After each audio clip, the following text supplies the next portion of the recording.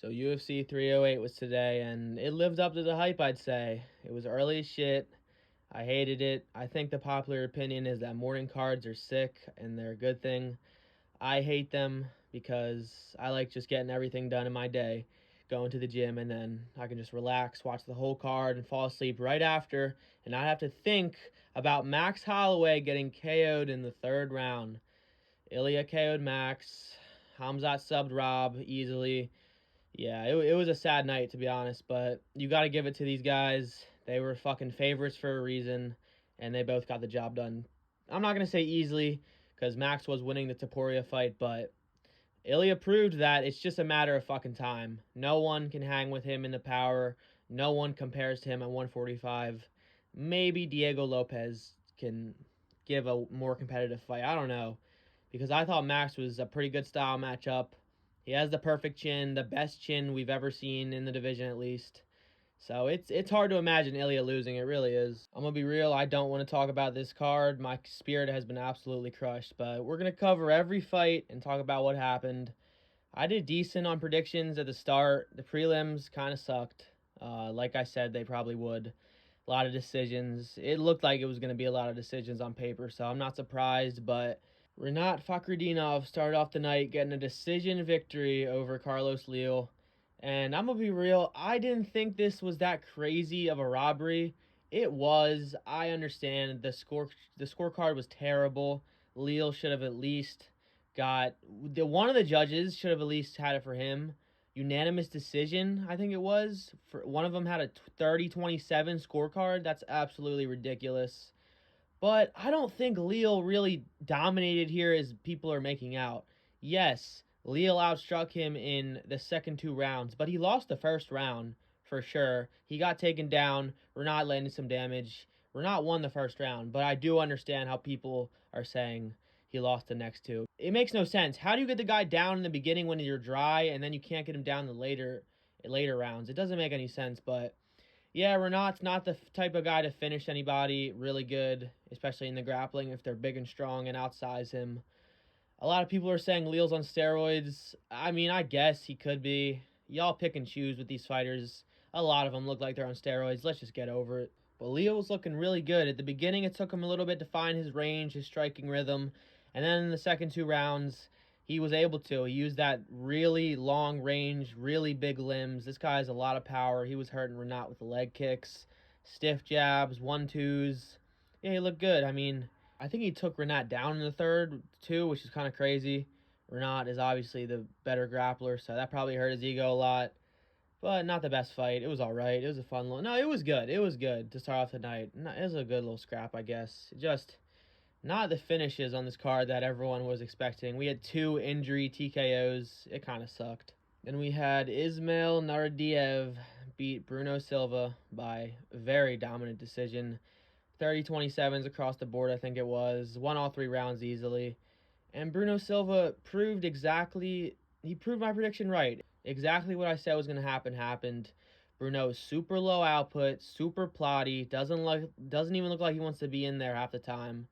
Yeah, I don't know why a lot of people picked Bruno in this. I understand Naradiev was cut, and this was his first fight back, I think, after a while. And he didn't even do that good in the regional scene afterwards. I don't really know how he got back, but he looks good. He's super fast.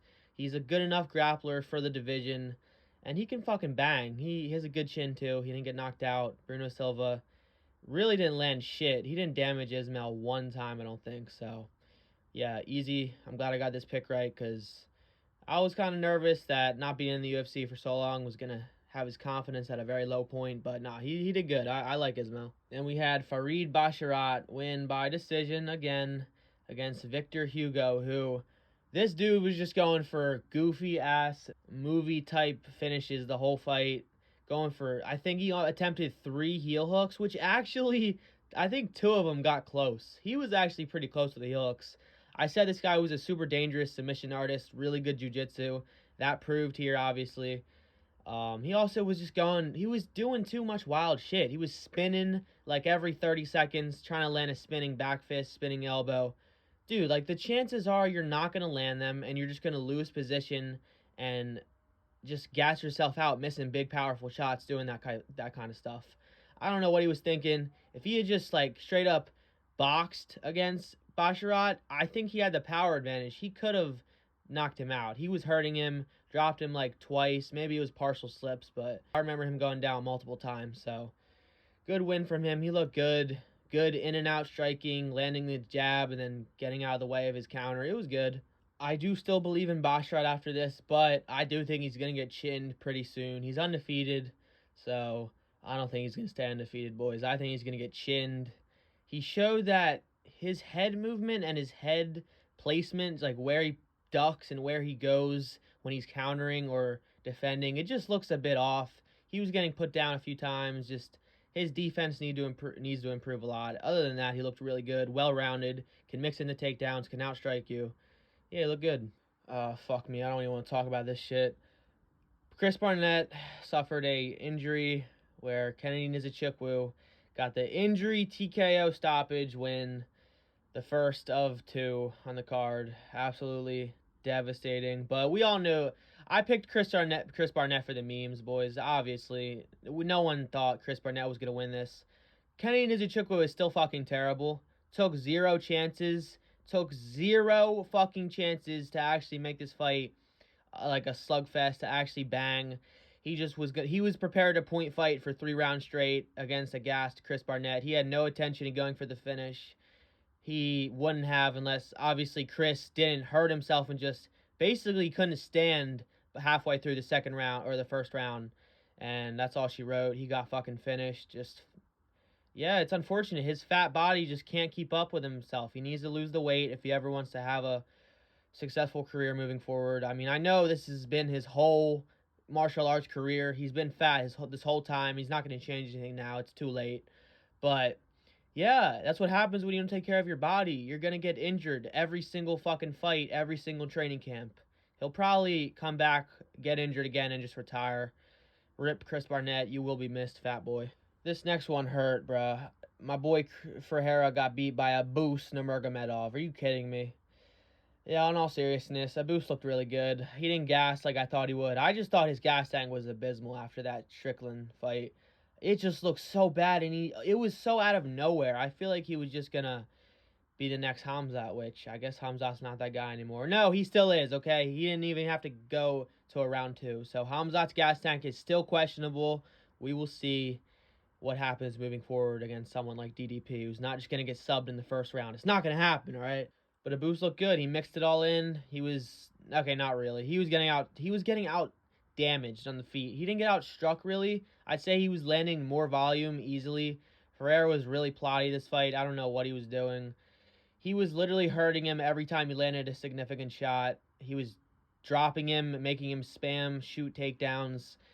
And yeah, he just didn't have the IQ to put it all together. Every time he hurt him on the feet, he would get taken down. He just refused to remember that the takedown was coming afterwards. Dude, he's gonna shoot. He's a fucking wrestler. Like, just get prepared for it. He didn't fight the hips at all. He didn't bend his hips. He didn't try to defend them at all. It was a terrible look. And I was really confident Ferreira was going to knock him out. I didn't think it'd be a crazy spinning elbow like his last KO, but I thought his power would be enough to put Abus out, especially in the second or third when they're both kind of tired. But rip. Abus won. Good win from him. Alright, I'm super fucking proud of this next pick. I picked Mateusz Rebecki to beat Urai, okay? And he did. I don't want to hear it. He won 2 rounds. He won the first and the third. Obviously, Urai probably won the second. He did. It was 2-1. But Urai, I knew his wrestling was not that good, okay? He didn't even shoot takedowns until Mateusz was gassed towards the end of the second. No, this is what happened. Mateusz cannot grapple without gassing. It is so bad. They grappled for like a minute or 2 in the second round, and this dude was gassed. It was over. He looked completely fine throwing powerful shots on the feet the whole fight. But the minute they do any grappling, he's done. He cannot move. He's a blood zombie. They both were blood zombies by the end of this fight. It was fucking insane. Easily the best fight on the prelims. It was amazing. They tried to stop the fight in the first round because Mateusz was just landing so many power shots on Urai, and he just kept pushing forward, just taking them. And he had a really big swell on his right eye, I think. and the doctor checked it out. DC said he just guessed the number right because there's no way he saw that shit. And I have to agree. There's no way he saw that shit. He guessed 2. Thank God, because it gave us the best fight of the prelims easily. That Polish fucking power came through. Rebecki is good. I knew he was. Yeah. A lot of people think he's good, though. I don't know why a lot of people didn't side with Mateus here. He's way more tested. His gas tank is a bit shit still, just like his last fight where he got fucked up really badly. But as long as he can keep it on the feet, he will outstrike you. He will outdamage you. And he'll probably knock you out because this dude can swing and bang. Good win from him. Just work on that grappling gas tank because that was really bad. Look, he almost lost the fight just because he couldn't even stand up. He was just laying on he was just laying on Urai, and they were scrambling at the snail speed, slightly getting out scrambled. But Urai didn't have anything. The fight should have been stopped in the beginning of the third. By the way, I didn't even talk about that yet. Urai was basically fucking dead after getting dropped and hurt really badly. They should have stopped it. I don't care. Yeah, they should have stopped the fight. This one really fucking sucked because Jeff Neal looked the best he ever has. He was not plotty at all. He actually trusted in his hands and trusted in that power he has, and he got it done. It may have been injury, but dude, let's be real. He was dropping him with like every third strike he landed. He was dropping Dos Anjos so bad, and he just couldn't miss that chin. It was a really bad look from Dos Anjos, and then he hurts his knee. Probably going to be out for like 7 or 9 months. Probably a serious injury. Bro, just retire. It's unfortunate, but you're old as shit, and you've taken a lot of damage. Let's just retire. Then we had Ibo Aslan absolutely mollywop. It was Rafael Sequeira. He fucked him up. Dude, the combo was insane. He just pressed forward. It's like he turned a button on to just start throwing, and he turned it off once the guy was dead and the ref stepped in. He did not stop. But I don't think he's that good. I'm going to be real, guys. I don't want to be that guy who's trying to be hardcore and smart and call out these fraud checks before they actually happen. But, dude, if you come against a guy who can actually just use foot movement and get out of that and block and fucking strike back, like Raquel did not do, or Rafael did not do anything at all. He just defended, didn't move his feet, just stood there thinking he could just, I don't know, take the punches, slick in and out with the punches, slide with them, I don't know, roll with them. I don't know what this dude thought was going to happen. His head got pinged back like 10 times in a row, got rocked like 3 or 4 times in a row. It could have been stopped even earlier. This dude got fucked up, and he looked really good too. MMA makes no sense, man. Then we had arguably the best KO of the card. Obviously, you're going to say it's Ilia, but this KO was insane. Shera Medov, fucking double spinning. Y'all saw it, okay? Double spinning back fist KO. I don't think it's ever been done. Armen Petrosyan is not an easy guy to put away, so Shera, again in this fight, it started off really bad for him. It went exactly how I thought it was going to go. He was going to get chinned up because this dude's chin is so in the air. But he proved that's okay. He's a pirate, and he can just take the damage and hit you harder back and KO you. I mean, he didn't do that in any of his other fights, but he's clearly getting better. He didn't really utilize the kicks that much in this fight as we all thought he probably would. But that's also because Armen was coming in with his own kicks that were causing a lot of trouble for Shera. But Shera, dude, that KO was insane. I thought it was 1-1. It was the second round still, so I think it was going to be 1-1 going into the third. So it's unfortunate we didn't get that third round. Maybe I'm wrong and it was already the third. I don't really remember. This card was pretty long, but good performance from Shera. What a way to kick off the card. I still don't understand why this guy's on main cards already. It's just stupid. They give special treatment to so many random fighters. I guess, yeah, they think they're a star, which Shera is a star. People like Bo Nickel, I guess they're stars. But why are they getting put on main cards so early in their career? Make them work the same as everyone else. I don't understand. But good performance from Shera. Then we had Lerone Murphy beat Denige by decision. This fight was pretty good. I feel like a lot of people were saying this fight wouldn't be good because Murphy's boring. He's not boring. He fights a little too clean, kind of like Leon. He's kind of a bot, just a droid who just does what he's told to do and doesn't really take any chances. But he did get dropped and almost finished by Ige. He got dropped really badly, like landing on his butt, just looking up to the sky. But he recovered fast, so that was impressive. Dan Ige hits like a fucking truck. This just proves Diego Lopez's chin is a fucking brick iron chin because he took so many on the chin flush shots from Danny Gay. It was insane. Maybe he should just fight Giga Chadzi next, the guy who's right in front of him. I assume he's probably going to go above him in the next rankings change, but I think that's a good matchup. Giga, get him in there pretty soon, like 5 or 6 months, maybe 4. He's already had time to recover from that Arn Allen fight, so I think that's a good matchup. I was going to match him up against someone like Brian Ortega, but I think he's moving up to 155, so we'll see. Lerone Murphy, he's a cool guy, I guess. Pretty boring on the mic. Doesn't really say anything. He's kind of just like Leon Edwards. He sounds just like him. With that British accent, it's hard to distinguish them, I'm going to be real. Next, we had Magomed Ankalaev have a very impressive performance against Alexander Rakic. I don't understand. Like, can we just stop being retarded as an MMA fan base? Who in their right mind is actually for real saying this was a robbery? Are you serious? Magomed beat this dude's ass. He won all 3 rounds. Maybe he lost the first, but it was a close round. So, I mean, I probably gave it to Magomed. I'm going to be real. Magomed was faster. He hit harder. He was damaging Rakic way more. Rakic was the only one trying to wrestle, and he failed. He was on the back foot the whole time. How did Rakic win this fight? Like, how? He got outlanded, outvolumed, outdamaged. Magomed did not get out grappled. He didn't get taken down once. He didn't attempt to shoot once. Like, I don't understand what you guys are talking about. Rakic got his ass beat. I picked Magomed. I wanted to pick Rakic, but damn, I was not impressed with that performance. I am very glad I did not side with him. Yeah, good performance from Magomed. He obviously is going to get the next title shot. It's probably going to be in like a year from now because Alex is probably going to go up and fight at heavyweight. Who knows? It feels like they just wait. They make every single title challenger wait a year before they get the title shot now. So I feel like it's just going to happen again, but he won't have to fight again. He earned it.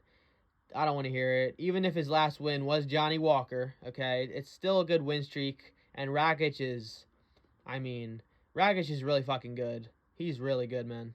All right, I don't even want to talk about this one. Robert Whitaker got his jaw crushed by Khamzat Chimaev. The hype is real. Robert has not been subbed in the UFC ever. Last time he got subbed was on the regional scene outside the UFC. Absolutely insane. He proved that his grappling is just as dominant as it was at welterweight. I should have known. The light man skill. I should have fucking known this. But I just thought Rob was way more skilled as a defensive grappler than, not more than Usman, but at least on the same level if you're never getting subbed by anybody. But I guess Rob hasn't been facing that many grapplers, that many dominant grapplers in his career. Like, they're mostly strikers. They mostly just kickbox with him and lose to him. Yeah, man, it's unfortunate. You can only convince yourself you're the boogeyman, you're a bad guy, you're the badass in this fight so much until you get in that ring or octagon. And Khamzat shows that he's still the real boogeyman. He's the best fucking 185er in the division, probably. He's probably going to get the belt. He's probably going to sub DDP, and I'm going to kill myself. Please, DDP, knock this guy out. I want DDP to reign so badly. Next, we had Ilia Topuria, the Matador, knockout, TKO, Max Holloway, the first man to ever TKO him. Yeah, I mean, what do I need to say?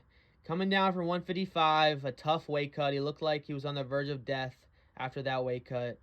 It was bad, and yeah, he got his chin. It was just as good, I'd say, if not a little worse, because like the only time we've seen him stumble and get rocked was really against Dustin Poirier in their second fight. So it's hard to see Max like that, but it just proves, bro, that Ilia is a different level of power. He has the most power we've ever seen at 145.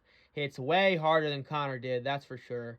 This dude is knocking people out, and they're looking like they just fucking saw a ghost, got hit by a truck. It's bad, man. This dude is a problem. The villain has fucking won. That's going to be my title. Yeah, Ilia won. He deserved it. He's the king of the UFC right now, right next to Alex Pereira. I mean, I still don't think Ilia should get a chance to go up to welterweight or lightweight He's talking about going up to welterweight. That's why I said that shit. You get fucking grapple fucked at welterweight no matter what, bud. I'm sorry to break it to you. You're not hanging with Bilal, all right? Bilal would actually dominate Ilia. I genuinely think he would 50-45 Ilia. It would be easy for him. But obviously, Ilia is the best boxer in the UFC. Easily, he just has... his chin's not even that good, but it's good enough for 145, okay? The only time we've seen his chin get tested is at 155 on short notice.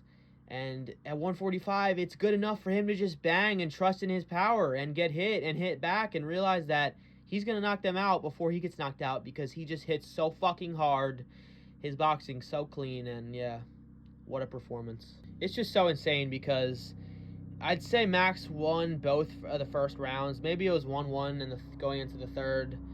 You could give the first to Ilia, but Max easily won that second round. He was fucking Topuria up. He was making him wear that damage. He was getting his range down, landing those quick, stiff, snappy jabs.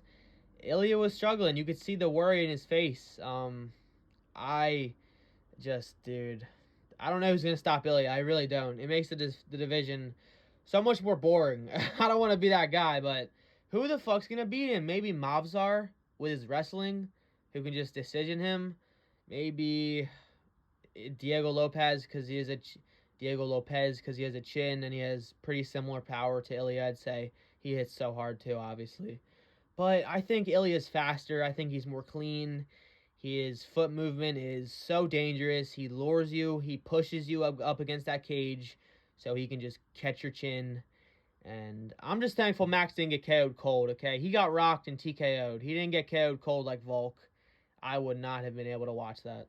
But yeah, that's the whole card, guys. Pretty depressing, but I mean, hey, you can't get mad at Ilia. He's definitely faking all this shit. He's just trying to be like Conor because he knows it sells well. He's actually in reality a pretty humble guy, it seems, and he just can't help be nice to Volk. He fucking, instead of doing a face-off for a rematch, he just wanted to hug him and say, "What's up, brother? We gonna go make burgers? We gonna have to drink wine in the woods? When are we gonna do this?"